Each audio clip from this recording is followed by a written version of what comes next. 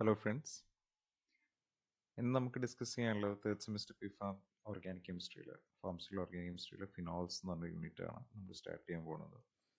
ഫിനോൾസിൽ ഒരുപാട് കാര്യങ്ങൾ നമുക്ക് മനസ്സിലാക്കാനുണ്ട്. ആദ്യമായിട്ട് അതിൻ്റെ സ്ട്രക്ചർ ഓഫ് ഫിനോൾ വരുന്നുണ്ട്, പിന്നെ acidity of phenol, effect of substituents on the acidity, methods of preparation, പിന്നെ അതിൻ്റെ കുറച്ച് റിയാക്ഷൻസ്, ക്വാളിറ്റേറ്റീവ് ടെസ്റ്റ്, പിന്നെ കുറച്ച് സ്ട്രക്ചേഴ്സ്, ഫിനോൾസിൻ്റെ കുറച്ച് സ്ട്രക്ചേഴ്സ് പഠിക്കാനുണ്ട്. ഇത്രയും കാര്യങ്ങളാണ് ഈ യൂണിറ്റിൽ മെയിനായിട്ട് നമ്മൾ കവർ ചെയ്യുക.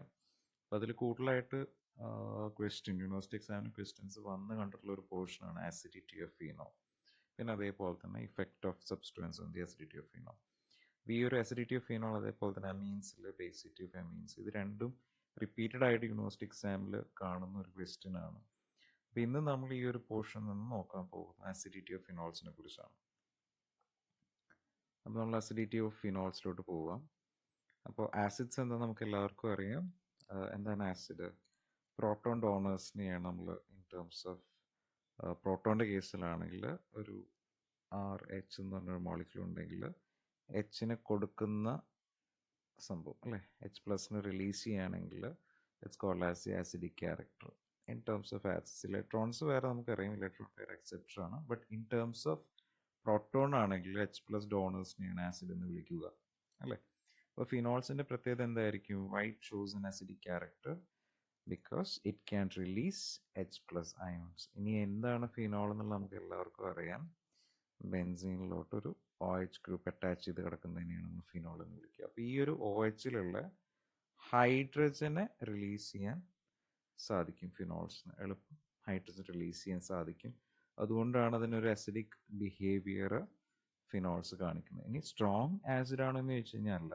Phenol is basically A weak acid. അതിൻ്റെ pK വാല്യൂ ഉണ്ട് 1 × 10⁻⁻10. It's basically A weak acid. Okay, നമ്മൾ നോക്കിക്കഴിഞ്ഞാൽ ലിറ്റ്മസ് ടെസ്റ്റ് ഒക്കെ ചെയ്യുകയാണെങ്കിൽ ബ്ലൂ ലിറ്റ്മസ് പേപ്പറിനെ റെഡിലോട്ട് കൺവേർട്ട് ചെയ്യാൻ സാധിക്കും.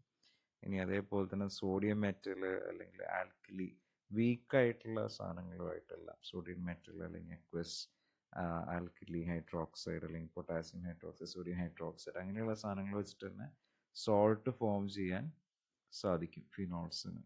അപ്പോൾ ഒരു വീക്കായിട്ടുള്ള ആസിഡാണ്, കാരണമാണ് ഈ വീക്കായിട്ടുള്ള ബേസിസ് ഒക്കെ ആയിട്ട് സോൾട്ട് ഫോർമേഷൻ സംഭവിക്കുന്നത്. അപ്പോൾ ഫിനോള് എന്താ ചെയ്യുക? It can react with either sodium hydroxide അല്ലെങ്കിൽ it can react with potassium hydroxide.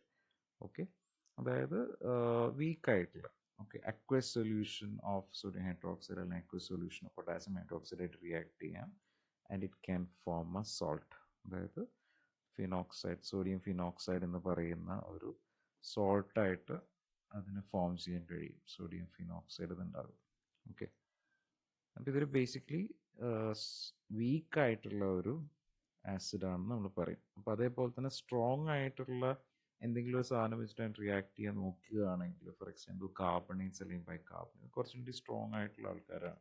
അപ്പോൾ അതുമായിട്ട് ഫിനോൾസിനെ റിയാക്ട് ചെയ്യാൻ നോക്കിക്കഴിഞ്ഞാൽ അത് അത്ര പെട്ടെന്ന് റിയാക്ട് ചെയ്യില്ല, because it is A weak acid. അത് സ്ട്രോങ് ആയിട്ടുള്ള ആൽക്കലൈൻ നേച്ചർ ആയിട്ടുള്ള സാധനങ്ങളായിട്ട് പെട്ടെന്നൊന്നും റിയാക്ട് ചെയ്യില്ല. അതർവൈസ് അക്വസ് സൊല്യൂഷനായിട്ട് ഫിനോൾസിന് പെട്ടെന്ന് റിയാക്ട് ചെയ്യാൻ സാധിക്കും. ഓക്കെ, ഇനി കമ്പാരിസൺ ചെയ്യുകയാണെങ്കിൽ കാർബോക്സിലിക് ആസിഡിനെക്കാട്ടിലും വളരെയധികം വീക്കർ ആയിട്ടുള്ള ഒരു ആസിഡാണ് ഫിനോള്. അതേപോലെ തന്നെ ഇപ്പം നമ്മൾ ആൽക്കഹോൾ വെച്ച് കമ്പയർ ചെയ്യുകയാണെങ്കിൽ പക്ഷേ ഫിനോൾസിൻ്റെ ആസിഡിക് സ്ട്രെങ്ത് കൂടുതലാണെന്നുള്ള കാര്യം നമുക്ക് സാധിക്കാൻ കഴിയും. ഓക്കെ, അപ്പോൾ കാർബോക്സിലിക് ആസിഡ് വെച്ചിട്ട് കമ്പയർ ചെയ്യുമ്പോൾ it is a weak acid, ഒരു ഫിനോള്. ഇനി ആൽക്കഹോൾ വെച്ച് കമ്പയർ ചെയ്യുകയാണെങ്കിൽ they are more acidic than alcohol. അപ്പോൾ അതിനൊരു റീസൺ ഉണ്ട്, അതെന്താണെന്നുള്ളത് towards end of the class നമുക്ക് ഡിസ്കസ് ചെയ്യാം. ഇനി reason for acidity of phenol, ഇത് ഇമ്പോർട്ടൻ്റ് ആണ്. അപ്പോൾ മിക്കവാറും ചോദിച്ച് കണ്ടിരിക്കുന്നത് ഇതിനൊരു എക്സ്പ്ലനേഷൻ ഉണ്ട്, why phenol shows an acidic character എന്നുള്ളത്. അപ്പോൾ പല ടെക്സ്റ്റ് ബുക്സിൽ പല റീസൺസ് ആണ് കൊടുത്തിരിക്കുന്നത്. അപ്പോൾ ആ പറയുന്ന കാര്യങ്ങൾ എന്തൊക്കെയാണെന്ന് ഇവിടെ നമുക്കൊന്ന് ഡിസ്കസ് ചെയ്യാം. ഓക്കെ, അപ്പോൾ മൂന്നായിട്ട് ഞാനിപ്പോൾ ഇതിനെ ഡിവൈഡ് ചെയ്തിട്ടുണ്ട്. ആദ്യത്തെ റീസൺ എന്താണ്, പിന്നെ അതേപോലെ 3 റീസൺസ് ഉണ്ടെന്ന് ഞാൻ പറഞ്ഞു. അപ്പോൾ 3 നമ്മളിവിടെ ഡിസ്കസ് ചെയ്യും. പല പല ടെക്സ്റ്റ് ബുക്സിൽ എക്സ്പ്ലനേഷൻസ് വ്യത്യാസമുണ്ട് ചെറിയ രീതിയിൽ. അതെന്തായാലും നമുക്ക് എല്ലാം ഇവിടെ ഡിസ്കസ് ചെയ്യും. ആദ്യത്തെ റെസനൻസ് സ്ട്രക്ചേഴ്സ് ഓഫ് ഫിനോൾ. ഫിനോളിന് നമുക്ക് റെസനൻസ് സ്ട്രക്ചർ വരയ്ക്കാൻ കഴിയും. എന്താണ് റെസനൻസ് സ്ട്രക്ചർ എന്നുള്ളത് നമുക്ക് ബെൻസീൻ എന്നുള്ള പോർഷൻ കഴിഞ്ഞപ്പോൾ ഏകദേശം ഒരു ഐഡിയ ഉണ്ട്. എന്തായാലും ഫിനോൾസിൻ്റെ കേസിലും ഇതിനൊരു റെസൊണൻസ് സ്ട്രക്ചർ പോസിബിൾ ആണ്. എവിടെ നിന്നാണ് ഇത് സ്റ്റാർട്ട് ചെയ്യുക? ഓക്സിജനിലുള്ള 2 ലോൺ പെയർ ഓഫ് ഇലക്ട്രോൺസ്, അവിടെ നിന്നാണ് ഈ പറയുന്ന റെസൊണൻസ് സ്ട്രക്ചർ സ്റ്റാർട്ട് ചെയ്യാൻ പോകുന്നത്. ആ ഒരു ഇലക്ട്രോൺസ് താഴത്തേക്ക് ഇറങ്ങി വരും. താഴത്തേക്ക് ഇറങ്ങി വരുമ്പോൾ അവിടെയുള്ള ഡബിൾ ബോണ്ടിൽ നിന്നുള്ള ഇലക്ട്രോൺസ് അല്ലേ, ഇവിടെ ബേസിക്കലി 2 ഇലക്ട്രോൺസ് ഉണ്ട് നമുക്കറിയാം, തൊട്ടടുത്തുള്ള കാർബണിലോട്ട് ഷിഫ്റ്റ് ചെയ്യും. ഇലക്ട്രോൺസ് പോയി അവിടെ നിൽക്കുകയാണെങ്കിൽ സ്വാഭാവികമായിട്ട് അവിടെ എന്ത് ചാർജ് വരിക? നെഗറ്റീവ് ചാർജ് വരും. കറക്റ്റ്. ഈ ഒരു പ്രോസസ്സ് റിപ്പീറ്റ് ചെയ്യും. നമ്മൾ വരയ്ക്കുവാണെങ്കിൽ മുന്നേ നമ്മൾ വരച്ചിട്ടുള്ളതാണ്, എന്നാൽ നമുക്ക് ഒന്നുകൂടി കാണാം. ആ ഒരു ഇലക്ട്രോൺസ്, ആ ഒരു നെഗറ്റീവ് ചാർജ് അടുത്ത CC ബോണ്ടിലോട്ട് വരും. അപ്പോൾ സ്വാഭാവികമായിട്ടും തൊട്ടടുത്തുള്ള ആൾ അവിടുന്ന് 2 ഷിഫ്റ്റ് ചെയ്യും അല്ലേ, ആ ഒരു ബോണ്ട് ഷിഫ്റ്റ് ചെയ്യണം. എങ്ങോട്ടേക്ക് ഷിഫ്റ്റ് ചെയ്യുക? തൊട്ടടുത്തുള്ള ആ ഒരു കാർബണിലേക്കാണ് ഷിഫ്റ്റ് ചെയ്യുക. അപ്പോൾ അങ്ങനെ കാർബണിൽ എന്ത് കിട്ടും? ഇലക്ട്രോണിൻ്റെ ചാർജ് നമുക്കറിയാം, ഇറ്റ്സ് എ നെഗറ്റീവ് ചാർജ് അല്ലേ. അപ്പോൾ ആ ഇലക്ട്രോണ് കിട്ടുന്ന കാർബണിൻ്റെ ചാർജ് എന്തായിരിക്കും? നെഗറ്റീവ് ആയിരിക്കും. അങ്ങനെ അത് വീണ്ടും ഈ പ്രോസസ്സ് റിപ്പീറ്റ് ചെയ്യും. ഫൈനലി എവിടെ നിന്നാണോ ഇത് സ്റ്റാർട്ട് ചെയ്തത് അവിടെ ആ 2 ഇലക്ട്രോൺസ് എത്തിച്ചേരും അല്ലേ. അപ്പോൾ ആദ്യത്തെ ലാസ്റ്റ് സ്ട്രക്ചറും സെയിം ആണ്. ബാക്കിയുള്ള 3 സ്ട്രക്ചേഴ്സ്, അതായത് സ്ട്രക്ചർ 2, 3 ആൻഡ് 4 എന്ന് പറയുന്നതിൻ്റെ റെസൊണൻസ് കോൺട്രിബ്യൂട്ടിംഗ് സ്ട്രക്ചേഴ്സ് ആണ് അല്ലേ. അപ്പോൾ ഇവിടെ നോക്കിക്കഴിഞ്ഞാൽ നമുക്ക് സാധ്യമായിട്ട് 3 പല റെസൊണൻസ് സ്ട്രക്ചേഴ്സ് ഇവിടെ കാണാൻ സാധിക്കും. അതിൽ തന്നെ ഓ ഓയിലുള്ള ഒരു ചാർജ് നമുക്ക് ശ്രദ്ധിക്കാം. അവിടെ പോസിറ്റീവ് ചാർജാണ് വന്നത്. കാരണം അവിടെ ഉണ്ടായിരുന്ന 2 ഇലക്ട്രോൺസ് മൂവ് ചെയ്തിട്ടാണ് ഈ ഒരു റെസൊണൻസ് ഫിനോമിന നടക്കുന്നത് അല്ലേ. നമ്മൾ ആദ്യം പറഞ്ഞ സ്റ്റെപ്പ്, ആ 2 ഇലക്ട്രോൺസ് താഴത്തേക്ക് ഇറങ്ങി വരുമ്പം OC ബോണ്ട് അത് ഡബിൾ ബോണ്ടായിട്ട് മാറും. അപ്പോൾ എവിടെ നിന്നാണോ ഇലക്ട്രോൺ ലോസ് ആയിപ്പോയത്, ഓപ്ഷൻ നിന്നാണ് ലോസ് ആയിപ്പോയത് അല്ലേ. സ്റ്റാർട്ട് ചെയ്യുന്നത് ആ ഒരു ഓപ്ഷനിൽ നിന്നാണല്ലോ. അപ്പോൾ സ്വാഭാവികമായിട്ട് ഇലക്ട്രോൺസ് പോകുമ്പോൾ അവിടെ ഡെവലപ്പ് ചെയ്യുന്ന ചാർജ് എന്തായിരിക്കും? പോസിറ്റീവ് ചാർജ് ആയിരിക്കും. ഓക്കെ, ആ ഒരു കൺസെപ്റ്റ് നമുക്ക് ക്ലിയർ ആകണം. പോസിറ്റീവ് ചാർജ് ആവുന്ന എപ്പോഴാണ്? വെൻ ഇലക്ട്രോൺ അവിടെ നിന്നും പോകുമ്പോൾ. ഇലക്ട്രോൺ കിട്ടുന്ന ആളുടെ ചാർജ് എന്തായിരിക്കും? നെഗറ്റീവ് ചാർജ് ആയിരിക്കും. അപ്പോൾ ആ ഒരു കാര്യം വളരെ ക്ലിയർ ആയിട്ട് നമ്മൾ മനസ്സിലാക്കി വെക്കണം. അപ്പോൾ ഈ ഒരു 3 സ്ട്രക്ചേഴ്സ് നോക്കിക്കഴിഞ്ഞാൽ നമുക്ക് അവിടെ എന്താ കാണാൻ സാധിക്കുന്നത്? അവിടെ നമുക്ക് കാണാൻ സാധിക്കുന്നത് ഓക്സിജൻ ഒരു പാർഷ്യൽ പോസിറ്റീവ് ചാർജ് ഈ പറയുന്ന എല്ലാ സ്ട്രക്ചേഴ്സിലും ഉണ്ട് അല്ലേ. ഇപ്പോൾ ഇവിടെ നമ്മൾ നോക്കുവാണെങ്കിലും ഈ ഒരു സ്ട്രക്ചർ നോക്കുവാണെങ്കിലും എല്ലാത്തിലും ആ പറയുന്ന ഒരു ഓക്സിജൻ ഒരു പാർഷ്യൽ പോസിറ്റീവ് ചാർജ് കാണുന്നുണ്ട്. പിന്നെ ആ നെഗറ്റീവ് ചാർജ് അതിലെല്ലാം മൂവ് ചെയ്തുകൊണ്ടിരിക്കുകയാണ്. അപ്പോൾ ഒരു പോസിറ്റീവ് ചാർജ് വരുമ്പോൾ സ്വാഭാവികമായിട്ടും ആ ഒരു ഓക്സിജൻ എന്താണ് പ്രത്യേകത? ഓക്സിജൻ ഇപ്പോഴും ഒരു പോസിറ്റീവ് ചാർജ് എക്സ്ട്രാ വന്നിട്ടുണ്ടെങ്കിൽ അതിൻ്റെ തൊട്ടടുത്തിരിക്കുന്ന ഇലക്ട്രോൺസിനെ ആ പോസിറ്റീവ് ചാർജ് എന്താ ചെയ്യുക? അതിൻ്റെ അടുത്തേക്ക് വലിച്ചെടുക്കാൻ ശ്രമിക്കും. സ്വാഭാവികമായിട്ടും വലിച്ചെടുക്കാൻ സംഭവിക്കുമ്പം ഇവിടെ നമ്മൾ കണ്ട OH ബോണ്ടിന് സ്ട്രെങ്ത് കുറയും, അല്ലെങ്കിൽ ആ ബോണ്ട് വീക്കർ ആവാൻ തുടങ്ങും. വീക്കർ ആവാൻ തുടങ്ങുമ്പോൾ എന്താണ് പോസിബിലിറ്റി ഉള്ളത് ആ ഒരു ഹൈഡ്രജൻ അവിടെ നിന്ന് പോകാനുള്ള സാധ്യത കൂടുകയാണ്. കാരണം OH ബോണ്ട് സ്ട്രെങ്ത് കുറയും അല്ലേ.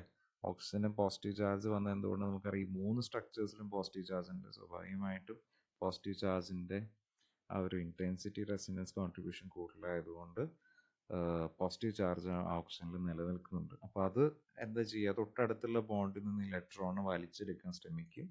നമ്മളിവിടെ കണ്ടു. അപ്പോൾ അങ്ങനെ വലിച്ചെടുക്കാൻ ശ്രമിക്കുമ്പോൾ ആ ഒരു ബോണ്ട് വീക്കറായിട്ട് മാറും. OH ബോണ്ട് വീക്കർ ആയി കഴിഞ്ഞാൽ ഹൈഡ്രജനെ പെട്ടെന്ന് അവിടെ നിന്ന് റിലീസ് ചെയ്യാൻ കഴിയും.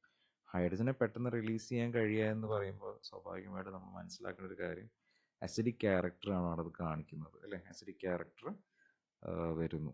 H+ൻ്റെ റിലീസ് ചെയ്യാനുള്ള കഴിവിനെയാണ് നമ്മൾ ആദ്യം പറഞ്ഞപ്പോൾ തന്നെ പറഞ്ഞത്. H+നെ റിലീസ് ചെയ്യുന്ന കഴിവിനെയാണ് എന്ത് വിളിക്കുക? അസിഡിക് ക്യാരക്ടർ എന്ന് നമ്മൾ വിളിക്കുന്നത് അല്ലേ. അപ്പോൾ ആ ഒരു റീസണാണ് ആദ്യമായിട്ട് നമുക്ക് മനസ്സിലാക്കി വെക്കാനുള്ളത്. ഇനി അടുത്ത റീസൺ നമ്മൾ പറയുന്നത് റെസൊണൻസ് സ്റ്റെബിലൈസേഷൻ ഓഫ് ഫിനോക്സിഡൈൻ. അപ്പോൾ ഇവിടെ H+നെ കൊടുത്തു കഴിഞ്ഞ് കഴിഞ്ഞാൽ എന്താ സംഭവിക്കുന്നത്? H ഇവിടെ നിന്ന് മാറുകയാണ് ആസ് H+ അയോൺ. അത് സൊല്യൂഷനിൽ കിടക്കുന്നുണ്ട് അല്ലേ. ഇത് നമ്മുടെ സൊല്യൂഷനിൽ കിടക്കുന്നുണ്ട്. പിന്നെ അവിടെ ഫിനോളിൻ്റെ ബാക്കി കിടക്കുന്ന ആളാണ് ഫിനോക്സൈഡ് അയോൺ. അതായത് ഓക്സിജൻ ഒരു നെഗറ്റീവ് ചാർജുള്ള മോളിക്യൂളിനെയാണ് ഫിനോക്സൈഡ് അയോൺ എന്ന് വിളിക്കുക അല്ലേ. അപ്പോൾ ഇത്രയും കാണിച്ചിരിക്കുന്ന ആളാണ് ഫിനോക്സൈഡ് അയോൺ. ഇനി ഈ ഫിനോക്സൈഡ് അയോണിന് ഇതേപോലെ റെസൊണൻസ് പോസിബിലിറ്റീസ് ഉണ്ട് അല്ലേ. അപ്പോൾ ആ ഒരു എങ്ങനെ റെസൊണൻസ് നടക്കുക എന്നുള്ളത് നമ്മൾ നേരത്തെ കണ്ടു. സെയിം രീതിയിൽ തന്നെ ഇവിടെയും നമുക്ക് അതിൻ്റെ റെസൊണൻസ് സ്ട്രക്ചേഴ്സ് വരയ്ക്കാം. അപ്പോൾ ആ ഓപ്ഷനിലുള്ള നെഗറ്റീവ് ചാർജ് താഴത്തേക്ക് വരും. തൊട്ടടുത്തുള്ള ബോണ്ട് അവിടെ നിന്ന് ഷിഫ്റ്റ് ചെയ്തിട്ട് 1, 2 എന്നുള്ള ആ പ്രോസസ്സ് നമ്മൾ മുന്നേ എക്സ്പ്ലെയിൻ ചെയ്തിട്ടുള്ളതാണ്. അപ്പോൾ സെക്കൻഡ് പൊസിഷനിൽ നെഗറ്റീവ് ചാർജ് വരും അല്ലേ. അപ്പോൾ നിങ്ങൾക്ക് ഇവിടെ കാണാൻ സാധിക്കും ആ സെക്കൻഡ് പൊസിഷൻ നെഗറ്റീവ് ചാർജ് വന്നു. ആ നെഗറ്റീവ് ചാർജ് വീണ്ടും അടുത്ത ബോണ്ടിലോട്ട് ഇറങ്ങാൻ നേരത്ത് എന്താ സംഭവിക്കുക, ആ ഒരു ബോണ്ട് നെക്സ്റ്റ് കാർബണിലോട്ട് ഷിഫ്റ്റ് ചെയ്യും. ഇപ്പോൾ 1 2 മാർക്ക് ചെയ്യുക, സെക്കൻഡ് പൊസിഷന് നെഗറ്റീവ് ചാർജ് കിട്ടും. അപ്പോൾ നമ്മളിവിടെ അടയാളപ്പെടുത്തിയിട്ടുണ്ട് അല്ലേ, ആ നെഗറ്റീവ് ചാർജ് അവിടെ ഫോം ചെയ്തിട്ടുണ്ട്. അപ്പോൾ ഈ ഒരു ഫിനോക്സിഡ് അയോൺ ഫോം ചെയ്ത് കഴിഞ്ഞാൽ അവിടെ stabilisation of the phenoxide ion സംഭവിക്കുന്നുണ്ട് by the dispersal of negative charge. ആ നെഗറ്റീവ് ചാർജ് അവിടെ തന്നെ നിൽക്കുന്നില്ല, അത് ആ മോളിക്കുളിലെ പല ഭാഗത്തേക്കായിട്ട് റെസനൻസ് വഴി മൂവ് ചെയ്തുകൊണ്ടിരിക്കുകയാണ് അല്ലേ. അപ്പോൾ ഈ ഫിനോക്സൈഡ് ഉണ്ടായി കഴിഞ്ഞാൽ തന്നെ, ഫിനോക്സൈഡ് അയൺ ഉണ്ടാക്കി കഴിഞ്ഞാൽ തന്നെ നെക്സ്റ്റ് സ്റ്റെപ്പ് എന്ന് പറഞ്ഞത് stabilisation of the phenoxide ion through resonance ആണ്. അപ്പോൾ ഫിനോളായിട്ട് നിൽക്കാനാണോ താല്പര്യം ഉണ്ടാവുക, അല്ലെങ്കിൽ ഫിനോക്സൈഡ് അയൺ ആയിട്ട് നിൽക്കാനാണോ താല്പര്യം ഉണ്ടാവുക? എപ്പോഴും ഫിനോളിനെക്കാട്ടിലും കൂടുതൽ സ്റ്റെബിലിറ്റി ഫിനോക്സൈഡ് അയൺ ആയതുകൊണ്ട് തന്നെ എപ്പോഴും ഫിനോക്സൈഡ് അയൺ ആയിട്ട് നിൽക്കാനാണ് ടെൻഡൻസി കൂടുതലുള്ളത്. സോ ദെയർഫോർ എങ്ങനെയാണ് അതുണ്ടാവുക? എച്ച് പ്ലസ് അയോണിനെ റിലീസ് ചെയ്തുകൊണ്ട് അല്ലേ. ആ എച്ച് പ്ലസ് അയോണിനെ റിലീസ് ചെയ്യാന്ന് വെച്ചാൽ it shows the acidic character of the phenol. അപ്പോൾ ആ ഒരു എക്സ്പ്ലനേഷൻ ആണ് നമുക്ക് രണ്ടാമതായിട്ട് ഡിസ്കസ് ചെയ്യാനുള്ളത്. ഇനി ഒരു രീതിയിൽ കൂടി നമുക്ക് ഈ ആസിഡിക് ക്യാരക്ടർ എക്സ്പ്ലെയിൻ ചെയ്യാം. അതെങ്ങനെയാണെന്ന് വെച്ചാൽ ഇലക്ട്രോ നെഗറ്റീവ് ഓക്സിജൻ ആറ്റം. അപ്പോൾ ഇവിടെ നമുക്കറിയാം ഓക്സിജൻ ഒരു പ്രത്യേകതയുണ്ട്, oxygen is an electro negative atom അല്ലേ. എന്താണ് ഇലക്ട്രോ നെഗറ്റിവിറ്റി എന്ന് വെച്ചാൽ? ഇലക്ട്രോ നെഗറ്റിവിറ്റി എന്ന് വെച്ചാൽ രണ്ടാൾക്കാരുണ്ട്, എയും ബിയും. അപ്പോൾ അതിൻ്റെ ഇടയിൽ ഒരു ബോണ്ട് ഉണ്ട്, ഒരു കോവലന്റ് ബോണ്ടാണ്, ഷെയറിങ് ഓഫ് ഇലക്ട്രോൺസ് വെച്ച് വന്നിട്ടുള്ള ഒരു ബോണ്ടാണെങ്കിൽ ഇതിൽ ഒരാൾക്ക് ഈ പറയുന്ന ഇലക്ട്രോണിനെ സ്വന്തം അടുത്തേക്ക് വലിച്ചെടുക്കാനുള്ള ടെൻഡൻസി ഉണ്ടാവും. ഇതിനെയാണ് നമ്മൾ എന്ത് വിളിക്കുക? ഇലക്ട്രോ നെഗറ്റിവിറ്റി എന്ന് വിളിക്കുക. അപ്പോൾ ഇവിടെ ആരാണ് ഇലക്ട്രോ നെഗറ്റീവ് ആറ്റം? എ എന്ന് ഞാൻ മാർക്ക് ചെയ്തിരിക്കുന്ന ആളാണ് ഇലക്ട്രോ നെഗറ്റീവ് ആറ്റം. അതായത് ആ ഷെയർ ചെയ്ത് കിടക്കുന്ന ഇലക്ട്രോണെ സ്വന്തം അടുത്തേക്ക് വലിച്ചെടുക്കാനുള്ള കഴിവ്. അപ്പോൾ ഇവിടെ ആ കഴിവുള്ള ആളെന്ന് പറഞ്ഞാൽ ഓക്സിജൻ ആണ്. സ്വാഭാവികമായിട്ടും OH ബോണ്ടിലുള്ള 2 ഇലക്ട്രോണിനെ സ്വന്തം അടുത്തേക്ക് ഓക്സിജൻ വലിച്ചെടുക്കും. അപ്പോൾ ആ 2 ഇലക്ട്രോൺ എവിടെ വന്ന് ലാൻഡ് ചെയ്യും? നമ്മുടെ ഓക്സിജൻ്റെ അടുത്ത് ലാൻഡ് ചെയ്യും. ഓക്സിജൻ അങ്ങനെ സ്വാഭാവികമായിട്ട് നെഗറ്റീവ് ചാർജ് കിട്ടും. അപ്പോൾ അപ്പുറത്ത് ഇറങ്ങണ ഹൈഡ്രജൻ എന്ത് ചാർജ് കിട്ടുക? പോസിറ്റീവ് ചാർജ് കിട്ടും. നമുക്കറിയാം ഈ OH ബോണ്ടിൻ്റെ ആ സ്ട്രെങ്ത് വീക്കൻ ആവും അല്ലേ. വീക്കൻ ആയി കഴിഞ്ഞാൽ ആ എച്ച് അവിടെ നിന്ന് പോകാനുള്ള ടെൻഡൻസി കൂടുകയാണ് ആസ് എച്ച് പ്ലസ് അയോൺസ്. അതായത് അതിനൊരു അസിഡിക് നേച്ചർ കിട്ടും. ഈ ഒരു 3 എക്സ്പ്ലനേഷൻസ് ആണ് നമുക്ക് ഓർത്ത് വെക്കേണ്ടത്. അപ്പോൾ മാർക്കിൻ്റെ അനുസരിച്ചിട്ട് നമുക്ക് എഴുതാം. 5 മാർക്സ് ആണെങ്കിൽ 3 എഴുതിയാലും തെറ്റൊന്നുമില്ല. പല ടെക്സ്റ്റ് ബുക്സിലും എക്സ്പ്ലനേഷൻ ആ രീതിയിൽ കൊടുത്തിട്ടുണ്ട്. ഓക്കെ, ഈ രീതിയിൽ പഠിക്കാൻ നോക്കുക. Okay, thank you.